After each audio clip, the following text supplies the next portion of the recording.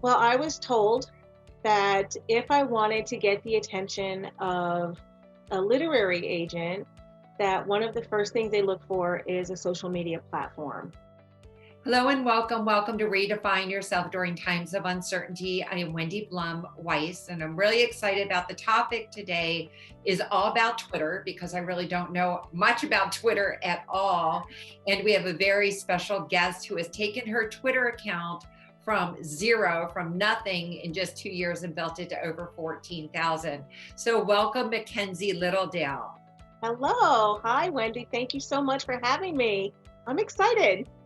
I'm so excited because, the social media thing, there's so many different, different options. And I want to share a little bit about your background as well, that you're involved in holistic health and well-being, that you've always been, I think, a writer. You've written poetry and now you are an official writer and have been working on your manuscript and getting that published. And you've connected with Twitter and that's one of the beauties of using Twitter is that you can connect with your, I guess I'll call them your peeps.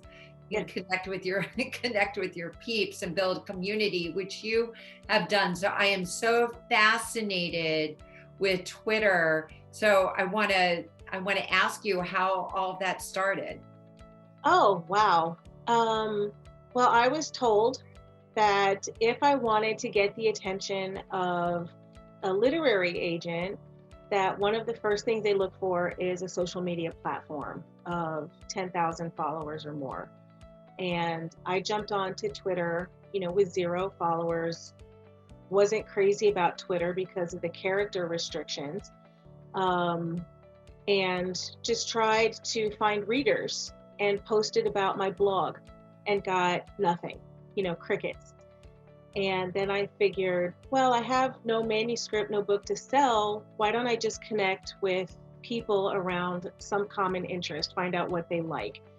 And I went first for the mental health community and made some connections there, either people who had bipolar or were professionals in the mental health sphere.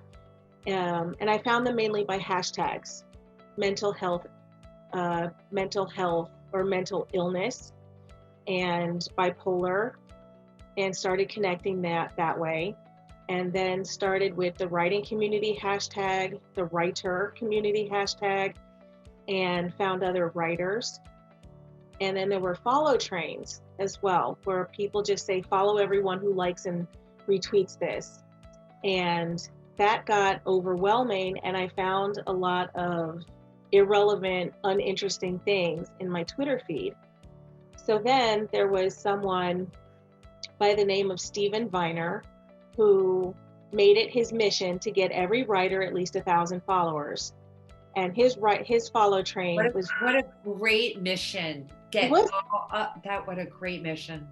so every day, faithfully, he put out a tweet with tags of writers, and I followed all of them. And then before you know it, I was overwhelmed. All of these tweets would show up in my feed, and I was like, but I want to know what they write. What do they? And I figured, well, Barnes and Noble and the library group everything by genre. Oh, that's true. Like when you go in and you look for the section. Yeah. So you thought about that. Yes. And I discovered that Twitter lets you keep lists, and you can make the list based on anything you want, just like you could in real life with a grocery list A list on Twitter. So you on create an Twitter. actual list on Twitter. Yes. And you do it in your profile. So I started creating lists of writers, and then that got to be unwieldy. So I devoted writer, romance, erotica, sci-fi, fantasy, young adult, and I just kept all of those lists. And every time I joined a follow train or a writer's lift on Twitter, I would ask everyone, what do you write? And then, do you like cats or dogs? I love that you actually asked the question, that they got to talk about their passion as well. Right. So not just their genre, but where are you at in the process? Because some are at first draft, Some are at second draft, revision, editing, looking for an agent, that kind of thing. And, everyone's passionate about talking about what they do. So I got really great conversations going, and I started making friends, which was fun, really fun. And that's kind of how I started. Was I had to change my intention from how do I find readers and what do I get out of Twitter to how can I be helpful? And then sure enough, I would find someone else saying, oh, well, I write romance or I write women's fiction. And I was like, oh, I have a list. You should follow these other people too. You also write romance or women's fiction or sci-fi or thrillers. And once they start up a little conversation like, oh, thanks for connecting us, then I would ask them, where are you at in the process? And do you have a book cover to reveal or anything along those lines? And they would just start talking with each other and make friends. And I got to be known for a while as the connection queen, which I thought was funny. But my list made that possible. It was great. And sure enough, I hit my 1,000 mark and then 2,000 mark and That's 5,000. like a milestone. You didn't set the goal to have, well, you may have set the goal to have over 10,000, but then you broke it down just to have 1,000 and then just doing it now. And this was over a short period of time because you're talking about how you experimented, but you were able to build this kind of following in 2 years. Yes. And it's funny because a lot of new writers will join Twitter and they're like, no one's listening to me. I have no followers. Can you just get me to 500? And I'm like, it's really not just about numbers. The numbers aren't going to help you when it comes time for sales. You want people who are devoted to what you write and who are interested in you as a person. Go for engagement first. And, what are you going to do? Sometimes people have insecurities and they want the numbers, but you get the numbers by being genuinely interested in people. That's where it comes.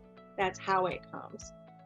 Yeah, it's like overnight success takes 10,000 hours or 10 years or like putting effort in, and the whole know, like, and trust factor, like really, why should somebody follow you? Like, do they care about you and that sort of thing? So you really were showing up with a genuine interest.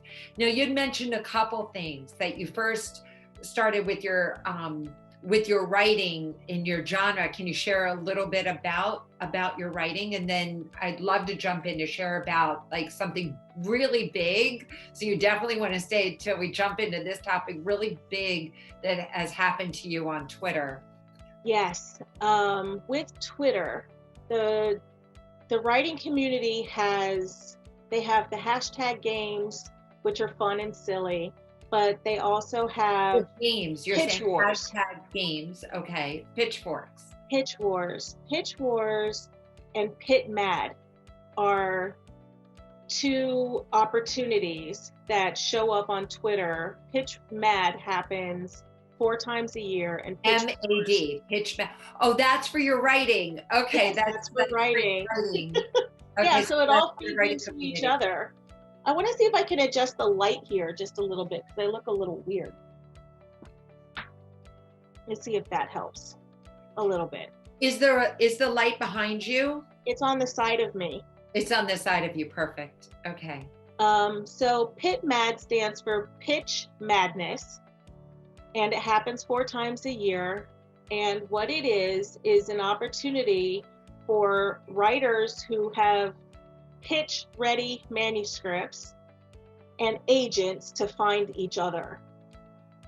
So you'll put in a pitch with your hashtag that represents your genre. You didn't know about this till Twitter. So did you learn about this from Twitter? I learned about this on Twitter. So then you learned about this amazing opportunity that you wouldn't have known about unless I had no idea it existed. And actually, so a couple of friends said, are you going to do Pit Mad? And I was like, what's Pit Mad? And they explained it, and I said, well, I don't know if my manuscript's really ready, and they said, do it anyway. And I got no interest at all 2 years ago. And can I ask you what you write about for those of you that are watching and saying, what does Mackenzie Littledale write about? Can you share what you write about? Yes. So my manuscript is called This Darkness Is Mine, and it's about Michelle, who is 35 years old, has a wonderful life that she's built for herself in Harlem, and her father dies. She doesn't really get a chance, or doesn't give herself a chance to grieve. She starts losing it, loses her job, and winds up in a psychiatric ward, and she winds up diagnosed with bipolar. And the story is about her whole journey running away from this diagnosis until she realizes she cannot rebuild her life and have a normal life until she accepts her diagnosis and takes her meds. Wow, that is very timely. So many people, are experiencing that real time, and that battle inside. Like so you go into what that feels like, and yeah, so and how close to normal her life could be if she would just stop sabotaging herself by avoiding her diagnosis. Yeah. And she falls in love, and it's a nice story. So it's categorized for now as either women's fiction or upmarket fiction, because it does have a slight literary feel to it, but it's not too much. And another author, Deb Wynn, who wrote Opening Act, wrote a really wonderful review about my book that I'm saving to use later. And she read the manuscript. So it's a manuscript form. You can, if you're watching this, can I get the book? Like, we'll absolutely share the links when it's available, but through the process of finding like a focus group, I think you found on Twitter as well, right? That you I found everything on Twitter. The beta, you call it a beta group that reads. Beta readers. Beta readers, okay, getting the terminology, beta readers. So all of this came together, all the people that you met, all the resources that you found, the community that supports you, so that there is support. Because as a writer, I have so many questions to ask you about writing in general, and then you'll share the big wow that happened to you on Twitter with the, you called it, it's short for pitch, but it's Pit Mad. So it's Pitch Madness, right? And then it's abbreviated Pit Mad. We'll put the, some of the links in. Also too, we'll do a screen share and we will show you Mackenzie Littledale's, her Twitter, her actual, is it called channel station? Here on YouTube, this is your channel. What do they call it on Twitter? Just your Twitter page, your Twitter profile. So all of this has happened for you. So you were a writer before. You were writing, and you were writing for myself. You've been a writer for a while. Yeah, I was a writer for myself, for my own enjoyment. And when I decided that I was going to start writing for an audience, everything kind of changed. So how did you decide that? Now I'm just curious, like you were, because I'm a journaler and I'm really passionate about journaling and writing, more self-reflection style writing, and reverse engineer writing, like what you want to create and then writing it backwards. So it's kind of like creating a story. It's creating your future self and then writing it in reverse. But so that you were a writer since you were about what age? Like 13. You just wrote for yourself. 13. Well, let's see. I was, from the time I was about 8 years old, I kept a diary. And then when I was in high school, I'd say around the age of 14, 15, I met up with a friend who journaled, and she gave me a blank journal as a gift. And I would write poetry and notes and the day's goings on. And I kept that to this day. I still have that journal and all the ones since. But when I decided that I would write for other people, that, what happens in my mind has value and could help other people, that it wasn't just for me anymore. And part of that, I think, was reading The 7 Habits of Highly Effective People by Stephen Covey, where you graduate from levels of complete dependence as a child to independence as an adult. But then you reach a point where you realize you're not the only person in the world, and you want this sense of interconnectedness, where it's us, not just me versus the world. It's us and we together. And I thought that there was some healing in my story that would be of good use to other people. So I said, let me write for other people, and let me do it through fiction. Let me fictionalize this, because people can relate to fictional characters sometimes more easily than they can to a nonfiction story. That answers a lot of questions for anybody who's thinking about writing or is passionate about like reading, and they're reading like one genre or another, and all the messages that are embedded in the stories, and we learn from stories. Yes. And so how many years ago, or how old was it for you when you decided that you were going to write for other people? That was, I think 2007 that I made the decision that I was a writer. But I didn't start. Powerful right there. You change your identity. Yes. Like you actually change your identity and said, now I'm going to be a writer. And then you switched it over to starting to focus on writing for other people. Okay. Well, I wish it had been that soon. It wasn't until 2017 that I actually sat down to write the manuscript. Hurricane Irma happened in Florida, and my job was shut down for almost an entire month. And that's interesting for those that are watching and listening right now while we're in the midst of a shutdown and a global shift going on. So that happened to you. Been through this, just not quite this long. This pandemic is a little bit on the long side. But and I talked to a friend who I had confessed that I was a writer, and he asked me periodically, are you writing? And I would always say no. And then September 2017 came around, and I had all the time in the world to write. And he asked me again, are you writing? And I said, you know what? I've got the time. I have a story. I should just do it. And he's like, yeah, what are you waiting for? And I said, I don't know. This moment?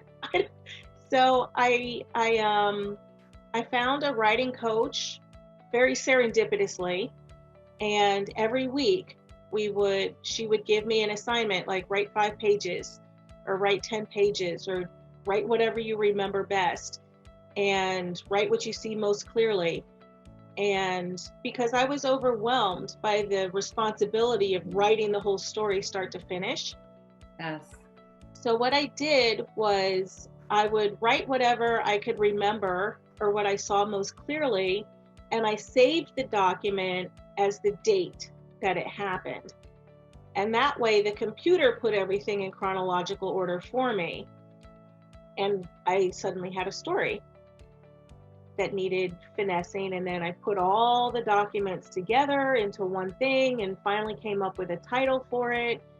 And my job came back, and then so that was 2019. Last year is Miami Spa Month, and it's 2 months. It's July and August, and I knew that I was going to be really, really busy at work, and I wasn't going to have any time whatsoever to devote to the manuscript. So I had working in the spa industry. Yes. You're working in the spa industry. Okay. And what I did was I handpicked my beta readers, and I had a process for choosing them. And I had You had 5 already built your Twitter, so you were in process in 2019. So you had already been building your Twitter the whole time, the whole thinking that time. this was going to be a great venue for you. That at first to start, engaging as a writer, and then now to get the beta testers, beta. Yes, the beta readers. So what beta readers do is they'll take a somewhat polished manuscript, they'll read it, and they'll read it for flow. And they'll let you know where it's working, where it's not working. And if you have a few questions for them to keep in mind as they're reading, they'll look for those things for you. So I printed out the copies and had them bound with the questionnaire, shipped it off to them, and I said, you have 2 months. And I had no idea where they were at in the process, what they found, what they liked. I just went to work for 2 months. How And many people did you send it to? I have a lot of questions for those that are 5. watching, that are listening, that are writers working on a project. How many beta readers did you have? I chose 5. 5. And that turned out to be a pretty good number. If you choose 10, a dozen, it just gets to be unmanageable. And they all say something different. And they were all writers, so they had a background in writing? Not necessarily. A couple of them that I chose were avid readers. Okay, avid readers. Okay, yes. Avid readers. Okay. So the others were, 2 of them are writers, and one of them was a licensed clinical social worker. So I wanted that angle. Okay, so professional mental health. Okay. Right. Because I see on Twitter writers asking, I need a beta reader, and they have no criteria. No, it's just very vague. And to me, I'm like, if someone likes horror, they're not going to enjoy my manuscript, and they're probably not going to finish it, and I just wasted all my time.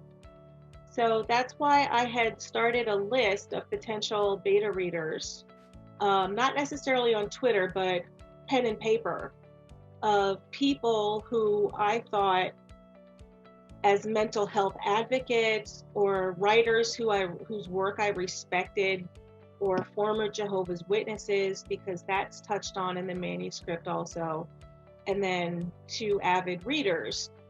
And what I did was I sent invitations to them. I have this manuscript, it's women's fiction, it's about bipolar, it's a female lead character. Here's chapter 1. Let me know if you'd be interested in beta reading the rest of the manuscript.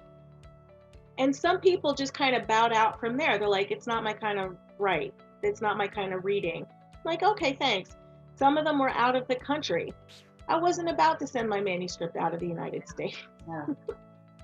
Exactly. And so I found 5 people who were willing to commit to finish the review in 2 months and get it back to me. And that's how my process went. Which questions to ask them on the questionnaire. I kind of took guidance from another writer who writes young adult fantasy, Carol Beth Anderson. She's exceptionally sweet. I love her. So you found her and befriended her through Twitter? Mm-hmm. So your relationship, you grew a relationship, you built a relationship with her, and she was willing to actually help you and share with you some of the process involved in asking questions. Absolutely. Absolutely. People are so generous. They are really generous with their time, much more than you would think, and to have a personal relationship and a way to reach out to people, because before Twitter, before social media platforms, how would exactly. How would you find them? How would you find them? Yeah. So now is actually a really good time if there's a book inside of you, if you've been thinking about a project that's similar to this, whether it's, writing or something else. And then you set goals around it when you were on Twitter. You were thinking about relationships. And were you considering self-publishing and also looking for a publisher, or did you decide that you wanted to go and submit a manuscript to a publishing house from the beginning? From the beginning, I wanted traditional publishing, top choice, but not my only choice, because I know it's very difficult to achieve that. Yes. Second choice would be to independently publish. Third choice would be self-publishing. And, you know, there's a very wiggly line between independent publishing and traditional. And then there's another wiggly line between independent and hybrid and self. And I was like, I don't even understand the terms. I would like to find an agent. Okay, so that's it. You're like, I'd like to find, so you had the intent, I'd like to find an agent is what you were thinking, which would, somebody is just starting out and has never done it before, like you have no experience with it. That's a big undertaking. Yes. And a lofty goal. It's a lofty goal. It really is. It's a very lofty goal. But for most books, an agent is the best way to go, because they become your advocate and they will shop your manuscript to the editors of publishers for you. And it's very difficult to go the other way. If you, on the other hand, decide that you want to skip the agent and you pitch your manuscript directly to the publishers and they say no, you just eliminated an entire, you know, imprint and all of their imprints possibly. An agent will go imprint by imprint by imprint under the umbrella of a large publisher. Like Simon & Schuster has many imprints underneath. What does that mean, an imprint?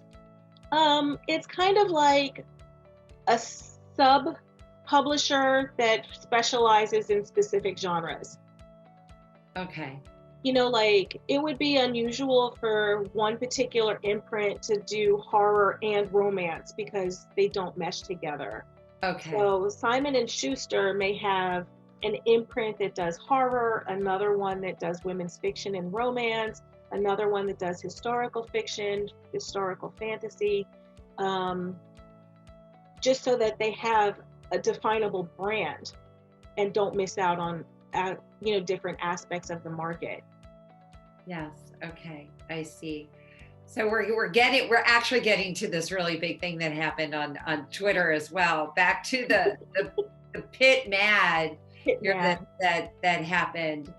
So what happened with that? So you decided you wanted an agent. So all these thoughts are in your mind, certainly in your heart. And then what happened on Twitter? So the most recent Pitch Madness was June 4th. And the night before, I was debating whether or not I would pitch. And I had two friends tell me, who I became extremely close with. We talk almost every day. I met them through Twitter. And they're like, you have to pitch, you have to pitch, you have to pitch. Your manuscript is so... They were cheering me on. They were almost screaming, you know, you have to. How could you let this opportunity go? And sure enough, so I said, okay, you know, you're right. The time just isn't going to be any better. And I crafted a couple of pitches. You have a maximum of 3 pitches throughout the day from 8 a.m. to 8 p.m. And there's rules about that. And Pitch Wars added a hashtag for Black Voices Matter. So if you're a Black writer, you could use that hashtag BVM on your pitch. And I was like, okay, let's see what happens. And my first pitch, so the rules. People who are cheering you on can retweet and comment on your pitch, but only agents and editors in the publishing industry can like your pitch. Once they've indicated an interest. Everybody can see this on Twitter? Everybody can see this on Twitter. Okay. Once they like your pitch, you have to find out the rules for how to submit to them, because that means they want to see your manuscript, your Is query. this a pitch with your voice, or is this something? It's written. It's written. It's a tweet. It's a tweet. It's a tweet. So you're limited to 280 characters for your pitch and your hashtags. In 280 characters. Yes. Okay. Yes. Fingers crossed. Yes, fingers crossed, screaming the whole 9 yards, watching it all throughout the day. And my first pitch got over 500 people commenting on it. And I forget how many likes, because a lot of people who were not publishers or editors or agents liked my pitch. And I'm like, I'm not going to get upset. I'm just going to weed through and see which ones are agents and editors. Maybe didn't know the rules. Like, I would have seen it, maybe liked it, and not understood the rules and said, hey, sorry. Okay. So at the end of the day, I wound up with 14 agents and editors who liked my pitch. And I was just like over the moon, because this was a 180-degree change from 2 years ago when I had no interest at all. And my pitch was different. You pitched back then, so you had pitched as well and didn't get any interest. So you had to have the courage to go back in. I'm going to keep doing this. I'm going to keep doing this. Okay, so this time you had 14 like real legit agents and publishers of some mix that were liking your post, and that's a big deal. They don't just like, it's a big deal. It is a big deal. It's a really big deal. And so out of that, now I have, so what do you call it? So I went ahead and submitted the manuscript and my query and my synopsis to those agents and the editors who liked my pitch. And then I waited for them to respond with a yes or a no, because there's still the opportunity that they'll read it. Privately you submit to them, like privately you're sending them more, like next level. Okay. Right. And they're all different. Some of them have a submission form that you have to use. They want 10 pages. Some of them want an email as an attachment. They want 50 pages. Some of them want an email that's not an attachment. They're all different. Very specific and follow all those rules. Very specific. Okay, for each one. So this is like a real, like you are really, like you are concentrated effort and focused on this. Yes, 100%. Because agents will get maybe 100 manuscripts or queries a day. And if anything's out of line, they will reject you just like that. Like doesn't follow directions, Done. So right now I have 2 offers on the table from literary agents. Wow. I got one more. And so I'm just really, really excited, because this is the type of opportunity that writers dream about, to get an agent. And right now I have 2 to choose from. Amazing. And all this have come from Twitter.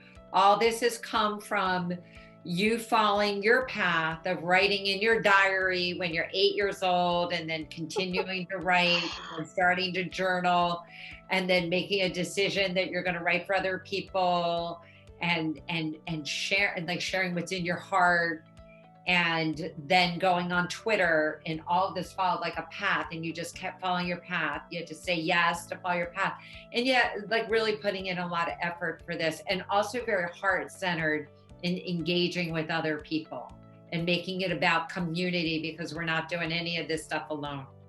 Exactly. To put the unity in community. I love that, to put the unity into community. Yep, amazing. Well, all of us that are watching, we are cheering you on. I'd love to share my screen right now. Let's see if I can pull it right up on your Twitter. Yes. Little Dale Writer. There you are right there. So that is just fabulous. So Yes, and the lighthouses that feature so much in the manuscript, metaphorically. Yeah, when I found a scary lighthouse, I was like, oh my gosh, this is great. a scary lighthouse. Yeah, that's and really just like all the energy. I love the typewriter. That is your profile picture, not your picture, but it's Right. the typewriter right there. And so I'm going to come back. So we're going to come back over here together. So, wow, you have just, you've inspired me. You've inspired me on Twitter. You've inspired me in writing. You've inspired just as somebody is going after their dream, and that right now while we're home, right now while we're trying to figure out what our next step is, maybe you've just, been furloughed, or maybe there's a dream inside of you that wants to emerge right now and be birthed, that it is possible, and there are resources out there that support you. So thank you so much for sharing your amazing story. Are there any words that you would share to an inspiring writer who has been watching us today? Yes. People will tell you to write every day. If you don't write every day, you'll never get better. But there's more to it than that. Write every day, but learn every day too. You can write every day and not make any improvement, just spin your wheels, and then you don't love it anymore. But if you really want to improve, study the craft, do the writing exercises, make your writing count and make it meaningful. And that'll get you where you want to go. Oh, I love that. I love that. Thank you so much for being here today. We can't wait to have you back on and hear about the book and read your book and the process as you continue to follow your dream and your path. So thank you so much for being here. My pleasure. Thank you. I'm so grateful. Awesome. Thank you everyone for watching and being with us today.